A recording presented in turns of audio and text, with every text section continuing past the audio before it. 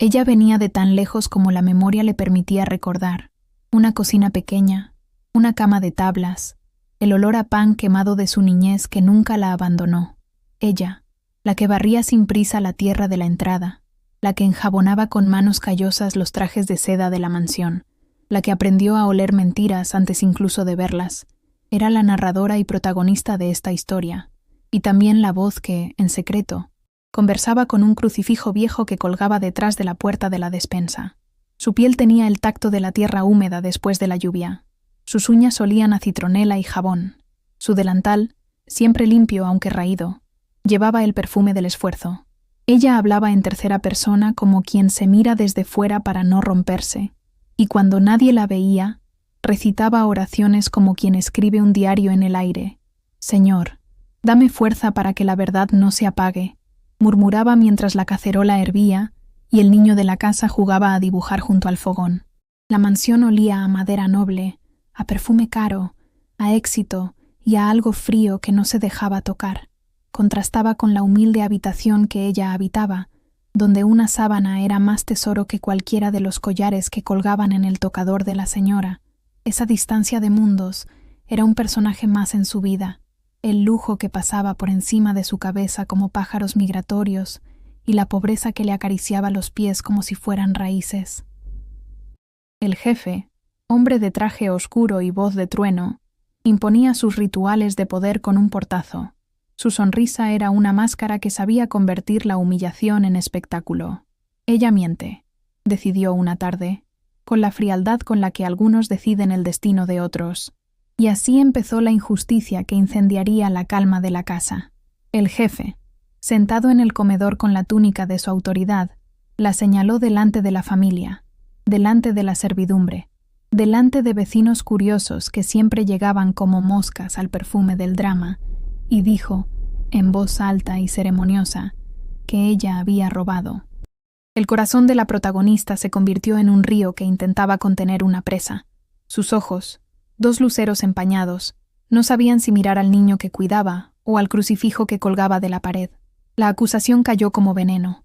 «Mentira», gritó ella una vez, como si romper una copa pudiera cambiar el vidrio de la verdad, pero su voz, pequeña ante el estruendo del apellido del jefe, se convirtió en eco de cocina. Las vecinas ya murmuraban en el portal, como malas hierbas que se reproducen en silencio. La vio salir a la una. Si no es culpa, ¿por qué no explica? Las fofocas eran cuchillos que se afilaban en la lengua de todas y cada una. Los guantes del jefe señalaron el camino. Ritos de humillación pública, devolución de objetos imaginarios, cartas de despido firmadas con tinta de desprecio. Le quitaron el delantal en plena vereda. La hicieron doblar las manos como si rezara por algo que no merecía. En ese momento, la lluvia comenzó a caer, símbolo que nunca falla, y cada gota parecía escribir una sentencia sobre su espalda. El agua, fría y sin compasión, mezcló olor a tierra con olor a lágrimas. El crucifijo que alguien dejó caer al barro quedó boca abajo, y ella, temblando, lo recogió como quien recoge un pedazo de su alma. Y en ese momento, todo cambió. El niño, el mismo que ella había cuidado desde que mamaba del pecho de su madre, corrió hacia el patio con un papel en la mano, sus dedos marcados de lápiz, la camisa empapada, los ojos como dos faroles de inocencia. Había dibujado algo, la verdad. En ese dibujo, el jefe aparecía con una mano extendida hacia una caja que no era suya, y otra figura, pequeña y temblorosa, mostraba la acción real que ella no pudo decir bajo la tormenta de palabras. El niño gritó, «¡Yo lo vi!», y entonces la casa se hizo un teatro donde las puertas golpeaban con más furia, los susurros subían como humo y la señora, con el abanico en mano, trató de sofocar el escándalo como quien intenta apagar fuego con un trapo. Las vecinas, ya armadas de cucharas y chismes, se acercaron hasta la verja como si fueran a presenciar una ejecución. El jefe, enrojecido, sintió cómo su autoridad temblaba. Su hijo mayor, siempre envuelto en silencio, miró a su padre con algo que no era odio sino decepción, y eso pesó más que cualquier envío de dinero. La protagonista fue empujada hacia la calle sin más equipaje que su decencia. Durmió esa noche bajo un portal, sobre periódicos húmedos, con el olor del pan perdido y el llanto convirtiéndose en río que corría por su cara. Ella recordó entonces todos los momentos en que su mano limpió lágrimas ajenas, y pensó que la vida era un tejido donde la injusticia a veces cortaba hilos que parecían indestructibles. Su monólogo íntimo, mitad oración y mitad confesión, resonó en su cabeza. No pedí riquezas, solo justicia para el niño, solo poder decir la verdad sin que me llamaran traidora. La ciudad, que la había visto nacer y crecer en silencio, comenzaba a murmurar otra historia. La imagen del niño con su dibujo circulaba ya entre las manos de las vecinas.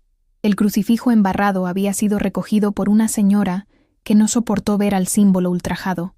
La lluvia había lavado algo de polvo, pero no de orgullo. El jefe, humillado ahora por la mirada de su propio hijo, sintió la primera grieta en su imperio. ¿Cómo mantiene uno la fachada cuando su sangre le devuelve un espejo? La gente empezaba a reunirse en la plaza principal.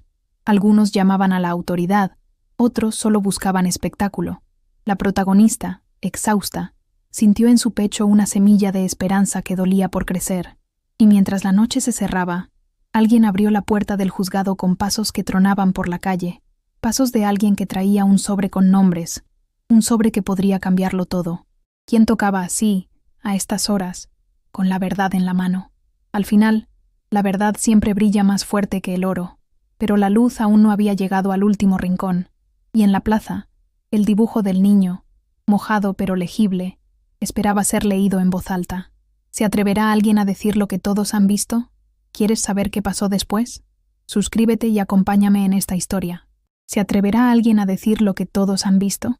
La plaza olía a tierra mojada y a pan frío, y las voces se enredaban como hiedra en los balcones. La gente apretaba las manos en los bolsillos como quien guarda cuchillos invisibles. Ella miró al niño. Sus ojos, dos faroles que no sabían mentir, la buscaron con la misma confianza con la que antes hallaba un pecho caliente.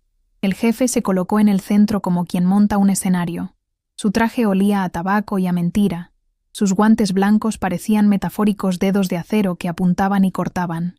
Ella miente, repitió, ahora con más público, con más sed de espectáculo. Y entonces empezó la segunda ronda de humillaciones, aquella diseñada para aniquilar el alma. Le arrebataron la manta que le había dado la señora solidaria de la esquina. Le colgaron un cartel en la espalda, escrito con letra firme e hiriente: ladrona. La hicieron caminar por la plaza mientras algunos escupían palabras como si fueran lodo. Las vecinas crueles, las mismas que la consolaban con un pañuelo antes, y que ahora reían con los labios fríos, apuntaban con dedos que olían a envidia.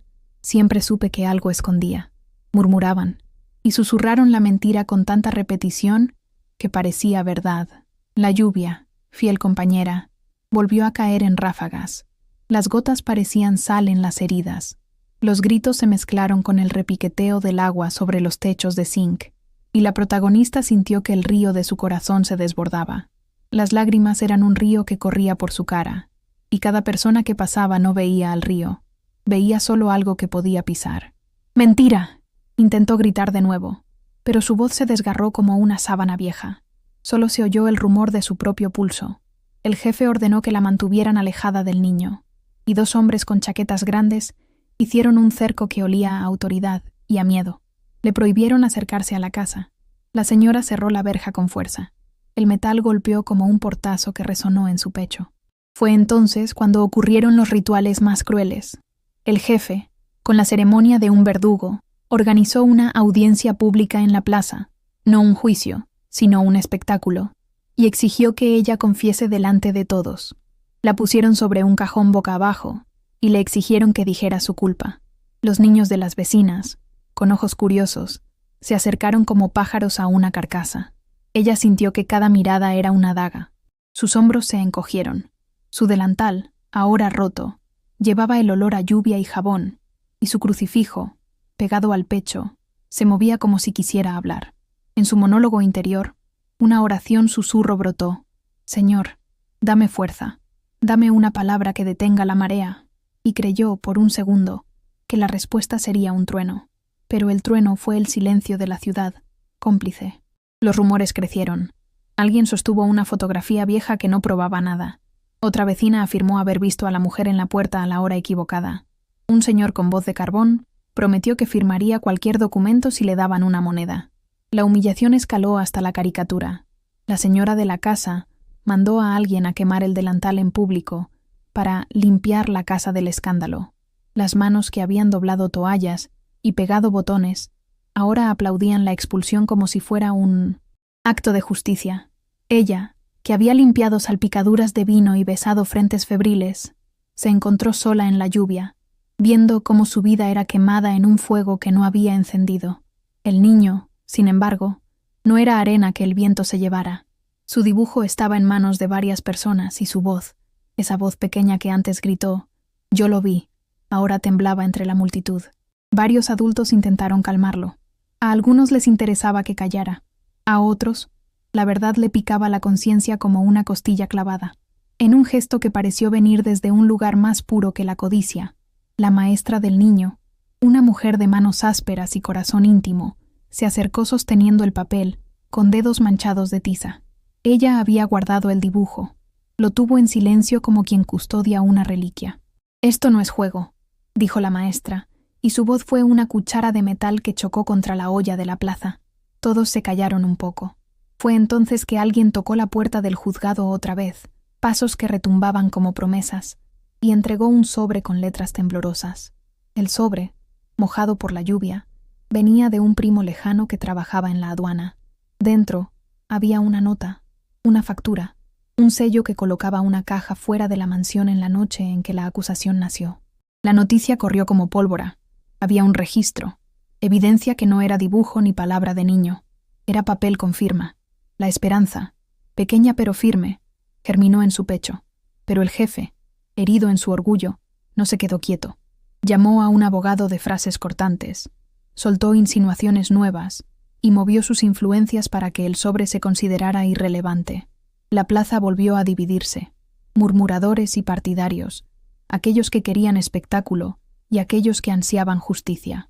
Ella, en su miseria, se refugió bajo el umbral de la iglesia, estrechando el crucifijo contra su corazón, como quien abraza lo último que le queda. Hizo un monólogo, que fue oración y confesión. «No busco venganza, solo pido protección para el niño, que su inocencia no se manche con mi nombre», murmuró, y las palabras se mezclaron con el sonido de las campanas, que doblaron una vez, luego otra, como si el pueblo respirara. Una señora veterana, la misma que alguna vez le había ofrecido sopa, apoyó una mano sobre su hombro. La calidez fue un aviso. Hay quienes no venderán su alma por un plato. Ese gesto fue un faro, señal de esperanza. Al mismo tiempo, el hijo mayor del jefe, ese joven que siempre había observado con una mezcla de frío y desdén, se apartó del grupo y se quedó mirando a su padre con algo que era más profundo que la decepción. Era vergüenza. Se acercó al cajón donde ella había estado, recogió el dibujo con dedos que temblaban y lo sostuvo contra su pecho. La multitud contuvo la respiración. «Papá», dijo el joven con una voz que no conocía mucha costumbre de gritar, «no juegues con lo que no entiendes». Fue una frase breve, pero como una piedra arrojada a un estanque. Las ondas se expandieron. El jefe giró. Sus ojos eran dos carbones en llamas. Su máscara cayó por un instante. ¿Se abriría el hijo a declarar? ¿Rompería el silencio que protegía el apellido y traicionaría al poder para abrazar la verdad?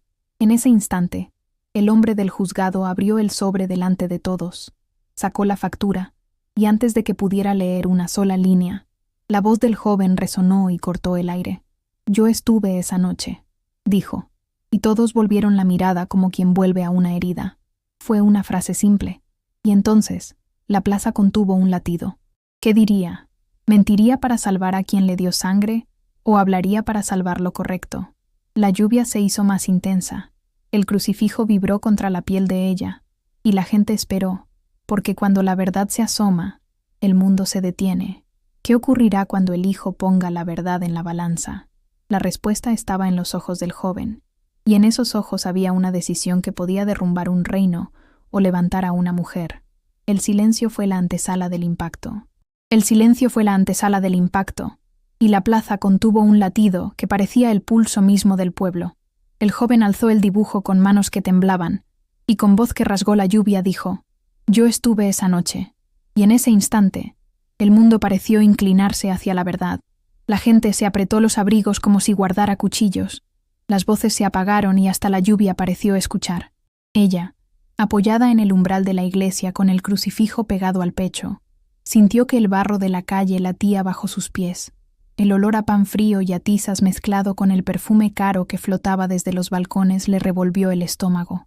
Todos miraron al joven, al hijo del jefe, que sostenía el papel con la inocencia huérfana de un niño que jamás debió conocer palabra mentira en la boca de su padre. «Lo vi. Papá puso la caja en el corredor y después dijo que la mujer la había robado», dijo el joven, y su frase cayó como un martillo sobre la máscara del jefe. La sonrisa se resquebrajó, el traje tembló como si tuviera frío, y por un instante toda la autoridad fue solo un hombre con cara de sorpresa. Un murmullo fue creciendo, un rumor que olía a escándalo. La señora dejó caer el abanico. Las vecinas se acercaron con los ojos como agujas, pellizcando la verdad hasta tratar de convertirla en espectáculo. Ella, por primera vez desde que el nombre ladrona le quemó la espalda, creyó en un viento que cambiaba de dirección. Su monólogo interior, oración, plegaria, se volvió en gratitud. «Gracias, Señor, porque una vocecita pequeña ha dicho lo que yo no pude gritar», pensó, y el crucifijo rozó su piel como una caricia prometida. Y en ese momento, todo cambió. Del fondo de la plaza salió el abogado del jefe, un hombre con voz de piedra y una carpeta que parecía un arma. La gente dio un paso atrás, como quien ve venir una tormenta peor que la lluvia. El abogado habló con frases cortantes, como quien corta cuerdas. «Hay pruebas que contradicen el testimonio del menor», dijo, y desplegó un papel con timbres y firmas que fulguraron bajo la lluvia. Era una declaración firmada, supuestamente de ella, una confesión escrita con la caligrafía que todos conocían, la suya. El papel, húmedo en las esquinas, olía a tinta y a traición. La plaza se volvió una olla a presión. Por un lado, el dibujo del niño con la verdad. Por otro, una hoja con su letra que la condenaba. La primera revelación, la sospecha inocente de que el joven diría la verdad, se transformó en algo más complejo. Alguien había fabricado una red para atrapar la verdad y hacerla morir enredada. «Eso lo firma usted», dijo el abogado mirando a la señora, que asintió con la serenidad de quien sabe que tiene un cerrojo para cada puerta. La maestra del niño, que había sido faro para el dibujo, miró la hoja con una mezcla de duda y dolor. Su dedo, antes firme, empezó a temblar. Las vecinas, que en un momento querían apedrear al jefe por su osadía de acusar, ahora cambiaron de lado como quien cambia la receta para no quemarse. La envidia, esa vieja compañera, sopló y convirtió la duda en condena. La reviravolta que agravó la injusticia vino así, con tinta y sello. El jefe, con el poder acorazado, presentó además un testigo, un operario de la mansión, que afirmó haberla visto llevar cosas la misma noche en que se dijo que había robado. La palabra de aquel hombre sólido tuvo el peso de un martillo en la balanza. «La evidencia documental y el testimonio coinciden», proclamó el abogado, y en la plaza aquel «parece» se convirtió en veredicto. Ella sintió que la tierra se abría bajo sus pies. El olor a jabón y citronela se mezcló con el humo de la fogata donde, por orden de la señora, habían quemado su delantal y algunos de sus pocos enseres esa misma mañana, en un rito que pretendía borrar su nombre. Ahora el fuego era símbolo de despojo y no de limpieza. Los hombres de chaqueta grande se acercaron, y uno de ellos, mostrando una placa que olía a metal y a papel, pronunció frases que sonaron como cadenas. «Por la acusación formal, procederemos a realizar una diligencia». La multitud, hambrienta de espectáculo, no preguntó por la verdad, solo por la emoción. La protagonista, cuyo pecho era un río que ya había intentado contener la presa, vio cómo la corriente la arrastraba otra vez. La niña, el niño, fue separado de ella con la frialdad de quien separa un cordón. La señora cerró la verja, el portón golpeó con fuerza y el sonido fue un lamento que se guardó en los pliegues de su ropa. El jefe, con la voz endurecida, pidió una orden de alejamiento inmediata. Alegó miedo, peligro para el menor, y la palabra «protección» sonó a cuchillo que le cercenó sus derechos. Ahora no solo era una mujer acusada de hurto, era una amenaza, y en los pueblos la peor moneda es el miedo. Su vida se deslizó por una pendiente barrida por rumores. La carta de despido llegó sin tregua. La señora no quiso ver sus ojos. El crucifijo, que antes colgaba en su pecho como amuleto, quedó escondido en su bolsillo como última reliquia. Las fofocas, que eran abejas sin piedad, Picaron una y otra vez. La vio con la caja. Ella le prometió dinero al niño. Horrible, siempre lo supe. Las voces eran cuchillos que, repetidos, se convirtieron en sentencia social. Su habitación humilde en la casa de la esquina, esa sábana que era tesoro, le fue quitada por un primo que trabajaba en la administración. Le dijeron que no era buena para los niños, que traía desgracia. Le quitaron el derecho a estar cerca del fogón que ahora olía a cocina y a ausencia. La caída fue implacable. La señora ordenó que sacaran sus pertenencias y las pusieran en la calle. Una vecina, con manos que alguna vez le dieron sopa, se negó a ayudar y al final fue cómplice del silencio. La lluvia, infatigable, volvió a caer, y cada gota parecía escribir una advertencia sobre su espalda desnuda. No vuelvas. La procesión fue lenta y pública. Sus cosas, sus mantas, su crucifijo, todo fue depositado en una bolsa que olía a humedad y a despedida. Fue empujada a la vereda mientras niños curiosos la miraban y reproducían la historia como un juego que no entendía la gravedad de la mentira. Su delantal, ahora reducido a cenizas en la plaza, dejó un olor a quemado que se clavó en su memoria como un sello. Durmió la primera noche en la intemperie, bajo el portal de la iglesia, con el crucifijo apretado entre los dientes de su voz. Señor, guarda al niño, que mis manos no lo alcance, cuida su inocencia. Y las campanas repicaron una vez, luego otra, como si el pueblo rezara por costumbre y no por convicción. La ciudad, que la había conocido como parte del mobiliario de la mansión, la miraba ahora como un objeto roto que da vergüenza tener en la casa. Las vecinas cuchichearon, unos la insultaron, otros le lanzaron monedas que ella no recogió. La caridad se volvió espectáculo.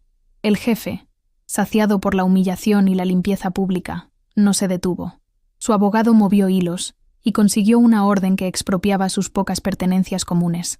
Incluso el pequeño techo donde guardaba un saco de ropa fue reclamado por un vecino con conexiones. La protagonista llegó al punto más bajo cuando, una madrugada, al volver del tribunal donde una jueza de voz fría negó sus apelaciones por falta de pruebas congruentes, encontró su improvisado lecho levantado y pisoteado. Alguien había dejado un letrero colgando en la verja de su antigua casa. Prohibida la entrada a vagos, y la lluvia lavó sus lágrimas pero no su nombre. Esa noche, durmió bajo un puente, con la humedad en los huesos y el crucifijo pegado al corazón. El olor a río, a humedad y a pescado, le recordó la cocina donde aprendió a coser su vida con hilos de esperanza. Su monólogo íntimo fue una oración que sabía a derrota y a resistencia. No tengo nada, Señor, pero no pierdo al niño en mi corazón. Si la ley me quita su cercanía, te ruego que lo protejas. Susurró al metal del crucifijo con voz quebrada, y las palabras se convirtieron en un mantra que la mantuvo consciente. Las noches fueron largas. Oyó puertas que se cerraban, pasos que se alejaban, la risa amarga de quien no quiere ver el dolor propio reflejado en otro. La vergüenza social la había vaciado de amistades. Sus manos, que antes lavaban platos y pañuelos, ahora sostenían un cartón que olía a humedad. Su boca, que cuidó febriles y besó frentes, no tenía pan para ofrecer. Y sin embargo, en medio del barro y del frío, la esperanza no murió. El dibujo del niño circuló por redes y teléfonos, y hubo quienes no quisieron creer en la versión del abogado. Aparecieron cartas anónimas en las que se leía: no todo está cerrado. Pero la caída total era tan real que casi nadie la oyó. Perdió el trabajo, la casa, la reputación, y lo más atroz, el acceso al niño que cuidó como propio. La noche en la que la última puerta se cerró, la protagonista se sintió despojada de su palabra, de su misión. Mientras dormía en esa madrugada, arrullada por el murmullo del río y por el recuerdo del olor a pan quemado de su niñez, una sombra se acercó. Alguien dejó, sin despertarla, un sobre bajo la piedra donde ella había dejado el crucifijo. El sobre olía a tinta y a papel sellado. En la esquina había un sello de la aduana y una letra que reconocía de inmediato, la del primo que había enviado pruebas antes. Ella lo tomó con manos que temblaban. Sus uñas olían a una citronela, y al abrirlo, una hoja con números y nombres asomó.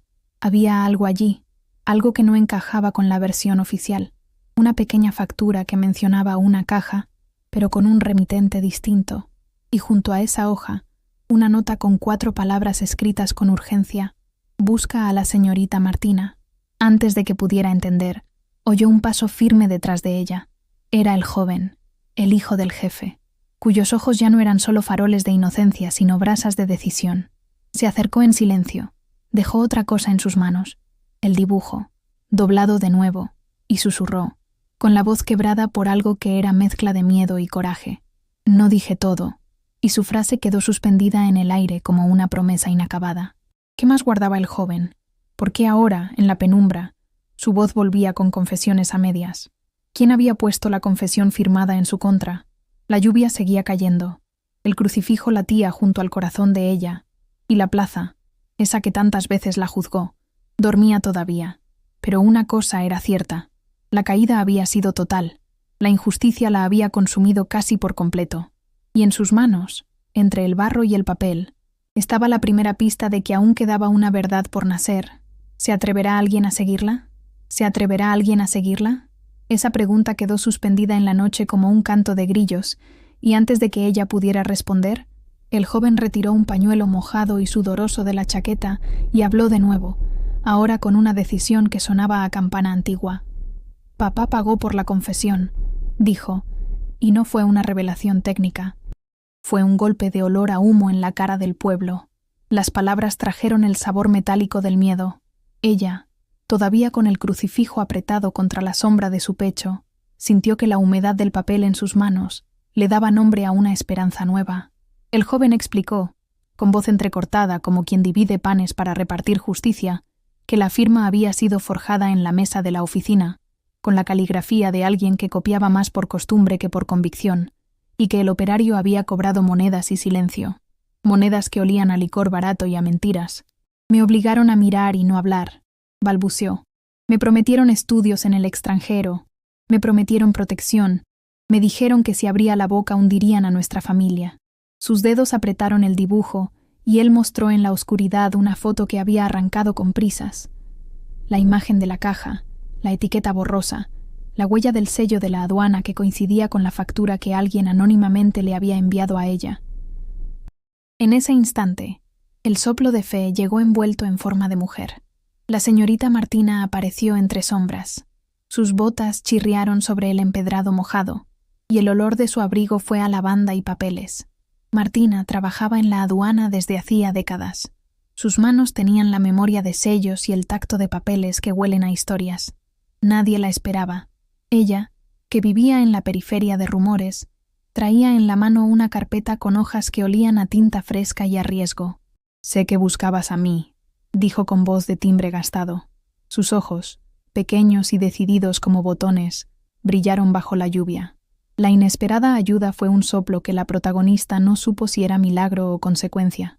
Martina había conservado una copia del remito, escondida detrás de una plegaria en su cajón, porque años atrás alguien le había pedido un favor y ella había guardado el duplicado como quien guarda una llave para un día de emergencia. «No es que crea en ti», murmuró la señora con honestidad rústica. «Es que creo en la verdad cuando está escrita». Sacó el sello original, lo humedeció con la lengua, y la tinta resucitó la posibilidad de justicia. La noche, la lluvia, las manos, todo olía a papel mojado y a promesa.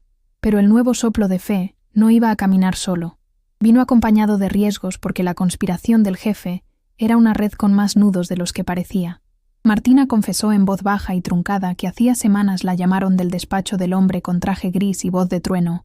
Le ofrecieron su silencio a cambio de un papeleo que ella, por temor y por deuda, había modificado. Le dijeron que si no lo hacía, su hijo perdería el puesto en el puerto. Ella, con la cara arrugada como mapas, había cedido por miedo, y ahora, con la garganta seca, devolvía la verdad. Había una marca en la factura que demostraba que la caja salió de la mansión y volvió a entrar, un movimiento extraño que solo la firma de quien firmó podía explicar. La conspiración se fue delineando como una tela de araña bajo la lluvia. El jefe había comprado lealtades, había pagado a un operario para que declarara, había amenazado a la maestra para que no mostrara el dibujo original en la audiencia, e incluso había orquestado la quema del delantal como símbolo de limpieza. Un ritual de humillación con olor a humo y a humillación.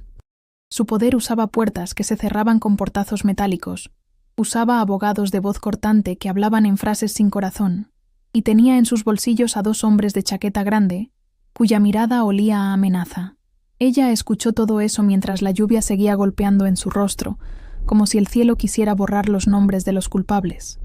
Sus uñas sucias raspaban la carpeta de Martina, y su delantal imaginario le pesaba como una losa. En la plaza, algunos vecinos curioseaban. Otros, con los ojos enrojecidos por el espectáculo y por la costumbre, esperaban ver la caída final.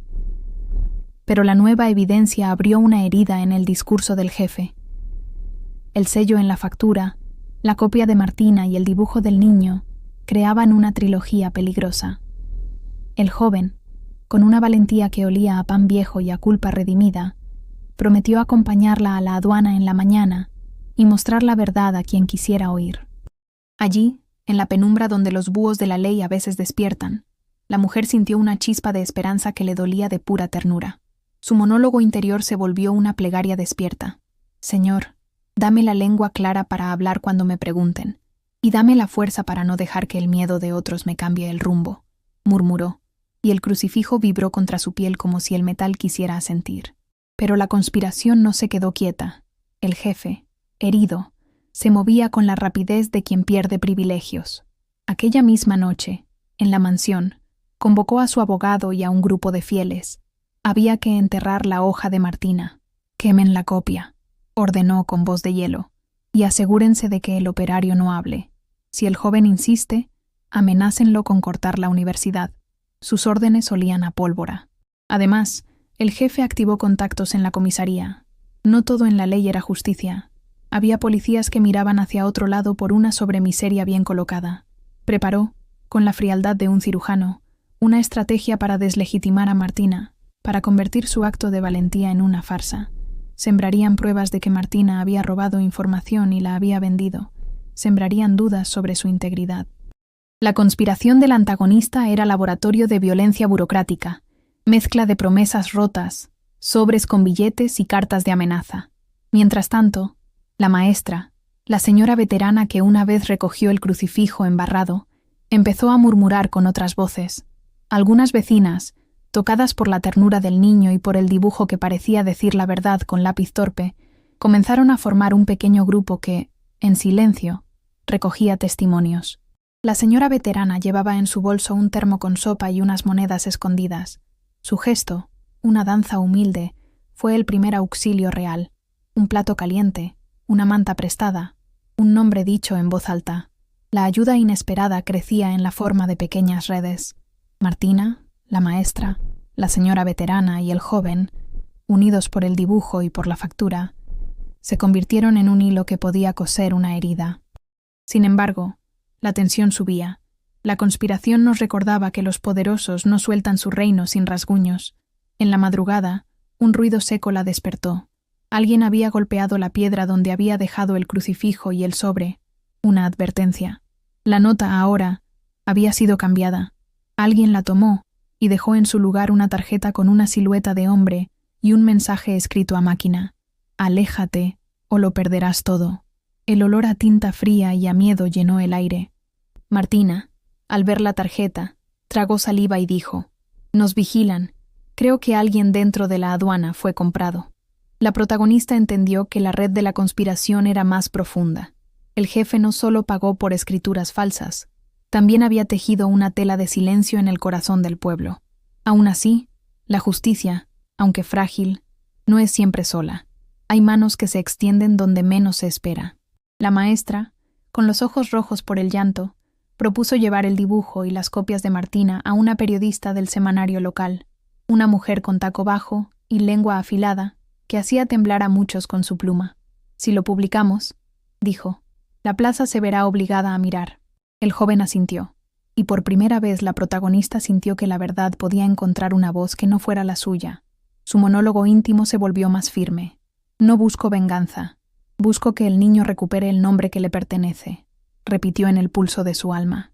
Pero la historia no se resolvería sin costo. El jefe, advirtiendo peligro, llamó a su hijo al despacho con una amenaza solapada. La sombra de la violencia doméstica rondó la promesa de la verdad. «Si hablas, no solo perderás privilegios», dijo en un susurro que olía a amenaza, «perderás el apellido». Fue entonces que el joven, con una mezcla de luna y tormenta, respondió: «Si perder el apellido salva una vida, perderé mi nombre con gusto». Su decisión alumbró la posibilidad de traición al poder. En la madrugada, mientras la ciudad dormía y la lluvia marcaba un compás lento, la protagonista sostuvo la carpeta de Martina y sintió cómo el barro de su vida empezaba a mezclarse con tinta. Había un plan. Irían al semanario, publicarían la factura, sacarían la verdad a la luz y, con suerte, revertirían la orden de alejamiento. Pero el jefe tenía un último recurso: una denuncia por robo mayor, una acusación nueva que esperaba certificar con la palabra de un testigo sobornado. La tensión se tensó como un arco. En el aire quedó una pregunta que ardía como carbón. ¿La voz de un niño y la tinta de una mujer veterana vencerán al ejército de billetes del poderoso? La plaza olía a justicia a medias, a pan frío y a café, y el crucifijo latía junto al pecho de la protagonista como si pidiera no rendirse. Y tú, que has caminado con ella por estas calles de lluvia y de rumor, dime, con el corazón en la mano, ¿qué habrías hecho tú en su lugar? ¿Qué habrías hecho tú en su lugar? Ella repitió la pregunta en su cabeza tantas veces que las palabras se volvieron eco en la piedra fría, donde reposaba la carpeta de Martina. La lluvia seguía, como banda sonora, marcando un ritmo que era aguja en el reloj del destino. Se levantó con las manos entumecidas, el crucifijo caliente contra su piel, porque el metal tomaba la temperatura de su voluntad, y caminó junto al joven y a la maestra hacia el semanario, donde la periodista esperaba con un abrigo largo que olía a tinta y a café fuerte. La calle olía a pan mojado y a promesa. La gente que la conocía de la mansión la miraba con una mezcla de lástima y curiosidad, como quien observa una hoguera que puede reavivarse. Martina llevaba en su bolso la copia del remito, el sello original y una lista de correos electrónicos que olían a papel y vértigo. La maestra sostenía el dibujo del niño como quien protege un tesoro frágil, y la señora veterana llevaba un termo con sopa caliente que olía a consuelo. Entraron en la redacción, y la luz del lugar fue un foco que les puso la verdad en la cara. La periodista, de mirada aguda, deslizó las hojas sobre el escritorio y las olió, como quien huele una verdad fresca, y dijo con voz que parecía cincel: «Esto se publica hoy. Al pueblo le pertenece saber». Publicaron la factura, la copia sellada y una foto del sello. La página principal la imprimieron en papel grueso, que olía a tinta y a justicia. La noticia corrió por el pueblo como incendio en pasto seco. Voces que antes hablaban por sepultado, ahora preguntaban. La plaza se llenó, no de burlas, sino de caras que querían ver la verdad sin eufemismos. Algunos traían paraguas rotos, otros su mejor camisa, y todos respiraban un aire que mezclaba miedo con esperanza. El jefe llegó enfundado en su traje que olía a tabaco y a arrogancia. Quiso dar el gesto de quien encara la tormenta con una copa de cristal, pero sus manos temblaron y el vaso no sonó bien. Sus hombres de chaqueta grande estaban junto a él, como sombras que habían aprendido a doblar la vergüenza en el bolsillo. El abogado, de rostro liso, tenía una carpeta negra que olía a papeles sin alma. El joven, con el dibujo doblado en el puño, avanzó despacio. Sus ojos eran dos brasas encendidas por la decisión que había tomado. Delante de la multitud, la periodista mencionó la factura, la copia de Martina y la foto con el sello que enlazaba la caja a la mansión. Hubo un murmullo y luego silencio, como si la plaza contuviera la respiración para no borrar el momento sagrado en que la verdad se muestra. Ella, con su delantal imaginario y el crucifijo apretado, recordó todas las humillaciones, la quemazón del delantal en la plaza, la palabra «ladrona» clavada en su espalda como un cartel, la lluvia que lavó sus esperanzas. Pero ahora las viejas heridas palpitaban a la luz de una nueva posibilidad. Martina explicó, con voz que parecía venir de abismos de papeles, cómo había escondido la copia, cómo la presión y el miedo la obligaron a alterar un sello, y cómo, ahora, arrepentida, devolvía la verdad. El jefe intentó interrumpir con la autoridad, que siempre le quedaba como traje a medida. «Esto es calumnia», dijo, y su voz cortó el aire como tijera, pero la periodista lo miró con desprecio templado y leyó en voz alta la factura, la fecha, el sello, los movimientos que demostraban que la caja entró y salió bajo órdenes. Entonces el joven, que hasta ese momento había dicho apenas fragmentos, sacó un sobre de la chaqueta. Era un recibo de pago, húmedo en las esquinas, con el nombre de un operario, y una cantidad escrita con tinta gris. Lo abrió y lo dejó caer en la mesa. El sonido fue como una sentencia. Papá pagó por silencio, dijo, y sus palabras no fueron duda sino cuchillo. La multitud exhaló y la señora veterana dejó caer el termo de sopa, que no se rompió, como si el acto fuera una metáfora de que algo inquebrantable estaba por ocurrir. Fue entonces cuando la conspiración mostró su rostro más humano. El operario, sudado y con olor a aceite, se adelantó temblando. Dijo que había cobrado por decir lo que le dijeron. Confesó que el testimonio que presentó en la audiencia fue comprado por unas monedas que olían a licor barato y a miedo. Miró al jefe y vomitó su... «Verdad. Me pagaron, señor. Me pagaron para decir que la mujer estaba allí», dijo. Y su frase fue tierra removida, sembrando la duda en los cimientos de la mentira. El jefe, rojo de ira, reculó. Su traje, impecable hasta entonces, parecía ceniza. La humillación pública se acercó como ola. Vecinos que lo aplaudían antes, ahora bajaban la cabeza. Las mismas vecinas que tejieron la historia con rumores, desviaron la mirada.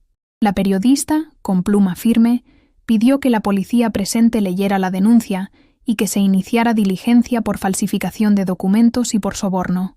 Un agente que no había recibido sobres resopló, acomodó su placa y habló con voz que sabía a papel mojado. «Procederemos a investigaciones», dijo, y su tono era balanza.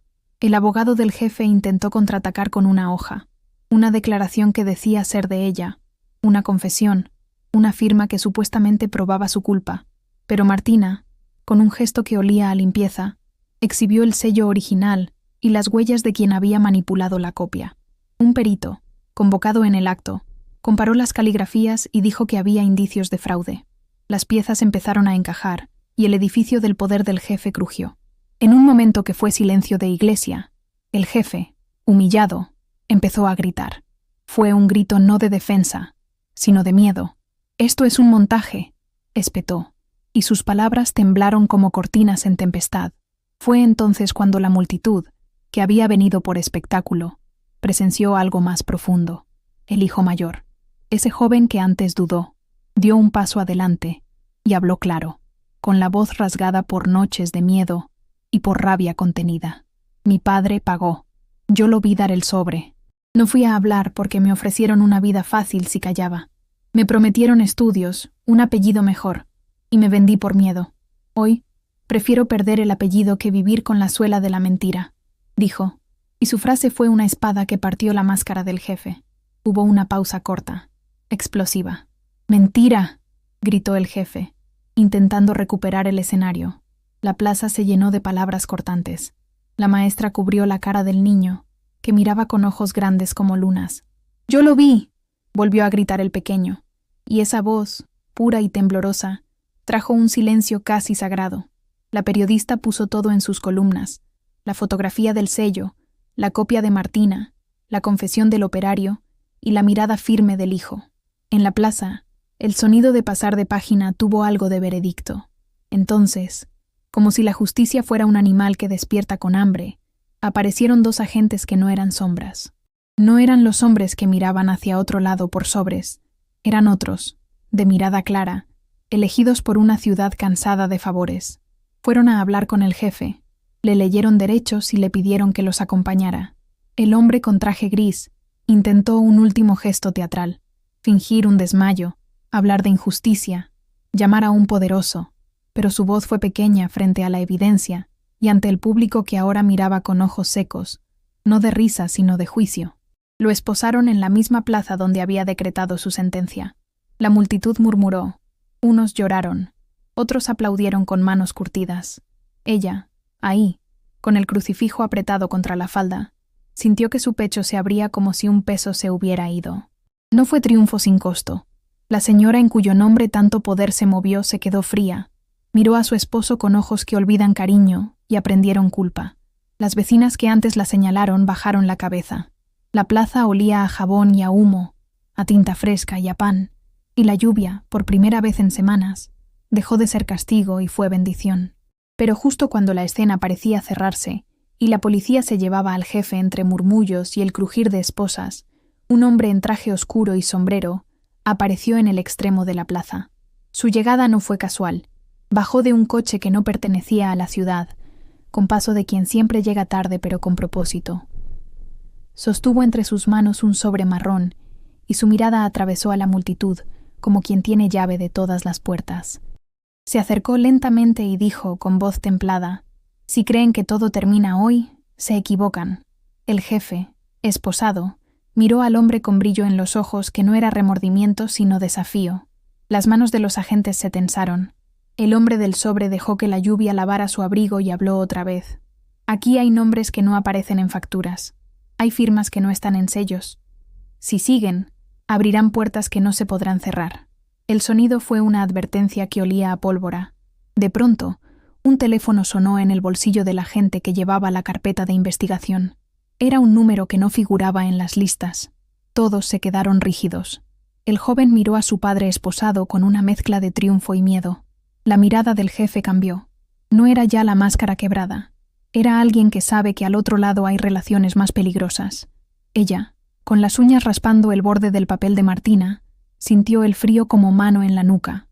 La periodista, con la pluma temblorosa, guardó la última línea para publicarla mañana. «Esto apenas comienza», escribió, y lo que vino después fue una palabra que cayó como guadaña: amenaza. La plaza, que había conocido la humillación pública del poderoso, se quedó suspendida. ¿Qué puertas abre ese sobre? ¿Quién es el hombre con traje oscuro? ¿Qué más pagó el jefe para construir su reino de mentiras? La lluvia volvió a intensificarse, y en la radio de la patrulla comenzaron a escucharse voces que hablaban en códigos que ella jamás antes oyó. El crucifijo contra su pecho vibró como campana, y ella supo que la verdad había ganado una batalla, pero la guerra estaba lejos de acabar. ¿Qué harías tú cuando la lucha por la verdad empuja puertas que nadie quiere recibir? ¿Qué harías tú cuando la lucha por la verdad empuja puertas que nadie quiere recibir? Ella repitió la pregunta en voz baja como un rosario que se repite para no olvidar, y la lluvia siguió golpeando, como si el cielo quisiera ayudar a borrar huellas y a la vez dejar otras más visibles.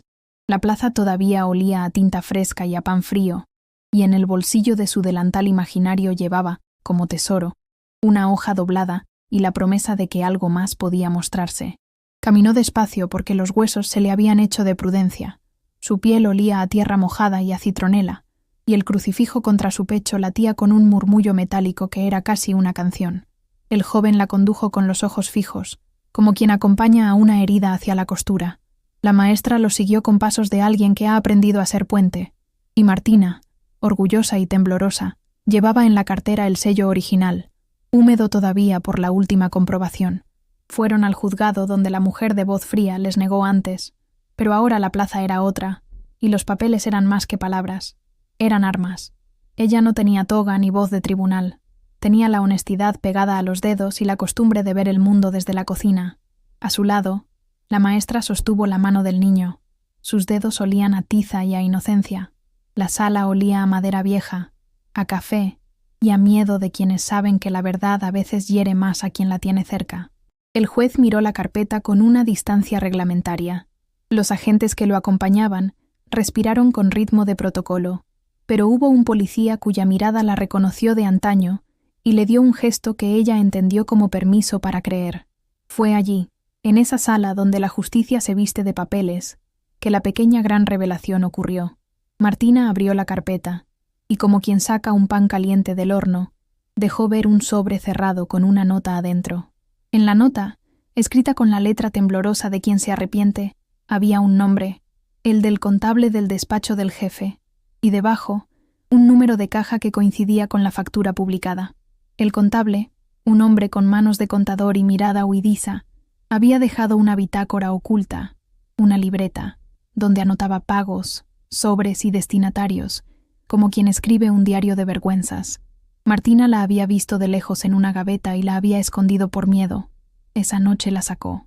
Cuando la libreta apareció ante las miradas, el olor a tinta pareció hacerse canción. Las páginas, manchadas en los bordes con café, contenían firmas, montos y la palabra repetida: pago. La protagonista empezó a leer en voz alta, porque su garganta ya no quería ser cautiva. 200, 500, apalabrar, operario, testimonio. La sala se inclinó para escuchar. Hasta el juez dejó su bolígrafo. En una esquina de la libreta había una anotación diferente, una frase cortada. Confesión fabricada, soborno entregado en despacho, noche de lluvia, y un sello con la inicial del jefe. El aparato de la verdad comenzó a sonar. El contable, llamado a declarar, sudó como quien debe confesar un incendio del que fue cómplice. Sus dedos olían a papeles recién manoseados y a miedo. Contó cómo el jefe le entregó sobres, cómo la orden no fue verbal, fue directa, con la frialdad de los que manejan la ciudad desde sillones altos. Dijo nombres. La plaza entera había entrado en la sala con nosotros, porque la periodista había publicado todo, y la gente leía en voz alta los pasajes como si fueran letanías. El jefe, aún esposado desde la mañana, llegó al juzgado con la traje impecable arrugándose por la humillación. Entró con pasos de quien aún piensa que su apellido es blindaje. En la puerta, el hombre de traje oscuro, ese que avisó que esto no terminaría, observaba como jurado invisible. Su abrigo olía a tabaco extranjero y a cuentas por cobrar. El joven, que antes fue sombra, se plantó frente a su padre en medio del estrado. El aire se tensó como cuerda de guitarra. «Papá», dijo con voz que vibró hasta el fondo del pecho de ella, «ya no me compras». Breve, preciso, y en esa palabra hubo tormenta. El jefe levantó la mirada. Sus ojos eran dos carbones que no sabían si calentar o quemar. «¡Mentira!», gritó con la garganta seca, pero la palabra cayó hueca, porque la libreta y la factura hablaban en coro. Fue entonces, en ese momento de tensión que la narradora sabe que se guarda en el hueso, cuando la protagonista hizo algo que nadie esperó. Dio un paso al frente, con el delantal imaginario hecho dignidad, y habló como quien limpia un plato con palabras. Su voz, esa que tantos oídos habían considerado blanca y silenciosa, sonó firme. «Yo no robé», dijo, y fue mucho más que una defensa. Fue una acusación al silencio de los poderosos. Sus palabras olieron a jabón y a verdad. Un silencio de iglesia se instaló. El niño, que siempre fue su compás, se acercó con el dibujo en las manos y lo colocó sobre la mesa. El lápiz aún marcaba la mano temblorosa. Entonces, el contable abrió la libreta y con índice tembloroso señaló el nombre del operario, la fecha, los billetes. En la sala, la suma de pequeñas verdades conformó el mapa de la mentira. Fue como ver una tela al trasluz. Las costuras estaban donde menos se miraba. «Yo lo vi», dijo otra vez el niño, y la palabra fue como agua que deshace barro. La periodista impresa leyó en voz alta los pasajes, y la sala se llenó de olfatos. El olor del traje caro contrastaba con el olor a sudor y papel. El jefe perdió la compostura. Fue entonces cuando ocurrió el choque final, el momento dramático que siempre separa el antes del después. Con gesto violento, intentó abalanzarse hacia el contable, como quien pretende arrancar la verdad de cuajo. Sus manos, todavía temblorosas, buscaron el cuello del hombre que narraba sus pecados. «Te mato», raspó el aire, y la frase, dicha por un hombre acostumbrado a comprar silencios, resonó mortal. Dos agentes se interpusieron, lo sujetaron con la fuerza de quienes por fin deben mantener la ley frente a la costumbre. La sala estalló en murmullos, en sollozos contenidas por los puños, en manos que se apretaban sobre pañuelos. Ella cerró los ojos un segundo, y en su interior pronunció su monólogo o oración, como quien toma valor. «Señor, que mis manos no sean instrumento de venganza, sino de justicia, que la verdad que hoy nace no se apague por miedo», murmuró, y el crucifijo contra su pecho pareció inclinarse. El joven, con la voz partida por la culpa y la valentía, entregó al juez un sobre que había guardado. Dentro, una grabación, un pequeño aparato que el contable le había dado por si acaso. En esa cinta, la voz del jefe hablaba claro, ordenando pagos, prometiendo carreras, asegurando el silencio por monedas. La grabación olía a polvo y a mentira revelada.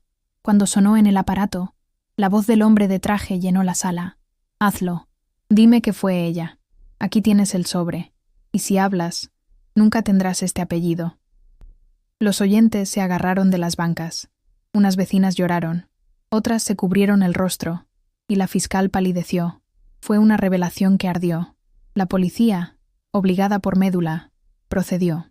Pero en el momento en que se pensó que la caída del poderoso sería tan limpia como un plato recién fregado, El hombre de traje oscuro clavó su mirada en la periodista y pronunció un nombre que nadie quería oír. Esto va más allá. Hay intereses que no figuran en estas hojas, dijo, y dejó caer un sobresellado. La advertencia fue clara. Abrirlo implicaría consecuencias que no solo alcanzarían al jefe. La sala se suicidó en un murmullo conspiratorio. Ella, que había recorrido humillación tras humillación, sintió un escalofrío en la nuca. La verdad se había descubierto. Sí, pero la red era más ancha. Había hilos que no se veían en la libreta. La fiscal, con voz firme, pidió cautela y anunció que la investigación continuaría. Los agentes se llevaron al jefe entre abucheos, mientras el hombre de traje oscuro se retiraba en silencio con su sobre intacto.